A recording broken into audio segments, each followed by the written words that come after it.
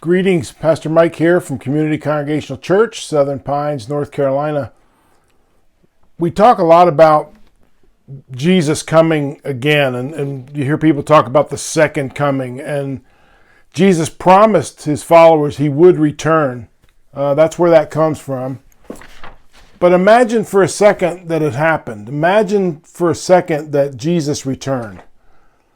The big question is, would we recognize him? Or how would we recognize him? Max Lucado tells a story about this exact thing. Jesus didn't wear religious clothes in his day. It's doubtful he'd wear them in ours. He was a carpenter, so he may or may not have the same thing. It may still be a laborer. But can you imagine just a normal person walking in and as a plumber and telling you that it's Jesus? Or maybe it wouldn't even go by Jesus. It could be Steve. You don't know. What would you think? Would you be offended? Irreverent. In Max's story, he calls him Elliot, the Son of God. So it's perfectly within Jesus' power to do just that. But much like the people that followed Jesus, some of them followed just for entertainment. Some of them knew he was the Son of God. Some just followed, like as I said, for entertainment. They wanted to see what would he do next. Some probably just went because their friends were going and they followed the crowd. Some were out to get him, as we see a lot. The people were trying to trap Jesus in things he said.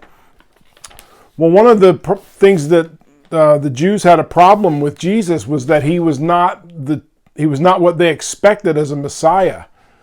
They expected a military ruler, a very powerful, someone to come and throw the Romans out.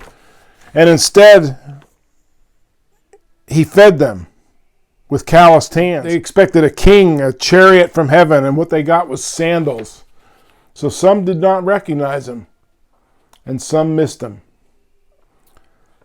The problem is some still miss him. We see Jesus in the actions of others. We are asked by God to be the hands and feet of Jesus in the world.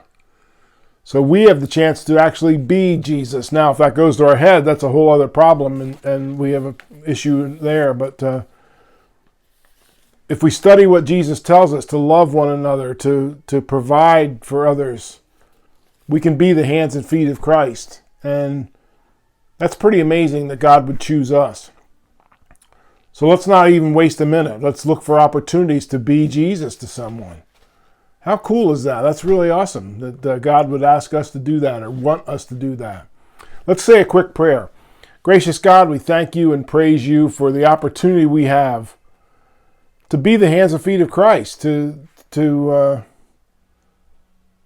be willing to serve the world. We make it sound like work, when instead it's a pleasure, because we end up more blessed than anything. And so we thank you for that. In Jesus' precious name, amen. Look for a reason, look for an opportunity to be the hands and feet of Christ to someone. In the meantime, hang in there. Stay safe, stay healthy, be kind. Love you.